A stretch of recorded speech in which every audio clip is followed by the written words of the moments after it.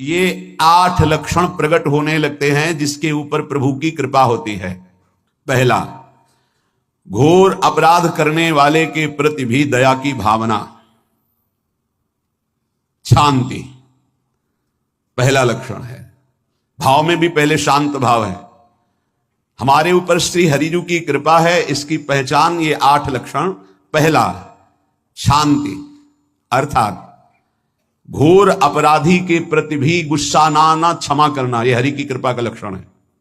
देख लो भाई, घोर अपराधी शब्द तो जाने दो, जरा सा प्रतिकूल हो जाए तो लाख समझाओ पर भ्रकुटी तनी रहती है।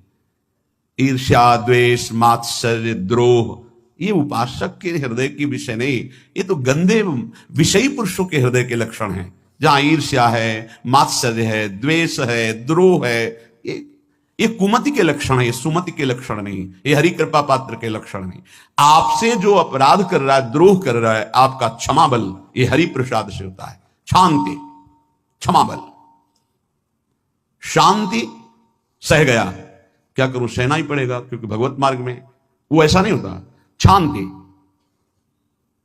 बुरा ही नहीं लगा, हरि कृपा पात्र को बुरा ही नहीं लगा। उमा संत के यही बड़ाई, मंद करत जो करे भलाई, ये सीधा शांति की व्याख्या है। अपने यहां मंगल गान में, करत जे अनुशहन निंदक तिनहु पे अनुग्रह कियो, यह है हरि कृपा, यह है आचार्य कृपा, गुरु कृपा। अपराधी पर भी क्षमा का भाव होना, भला ऐसा है, अपराधी पर भी क्षमा का भाव होना, ये हरि कृपा पात्र में ही होगा, अन्य में नहीं।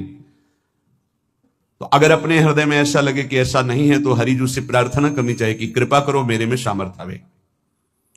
दूसरा, अनुसूया, वो किसी भी के प्रति कभी भी कोई दोष दर्शन ही नहीं करेगा। दोष कथन, दोष श्रवण की तो बात जाने दो। अनुसूया, दूसरों के गुणों में दोष ढूंढना, ये नहीं होता, हरि कृपा पात्र में ये नहीं होता। ये सब भजन के नाश करने वाले।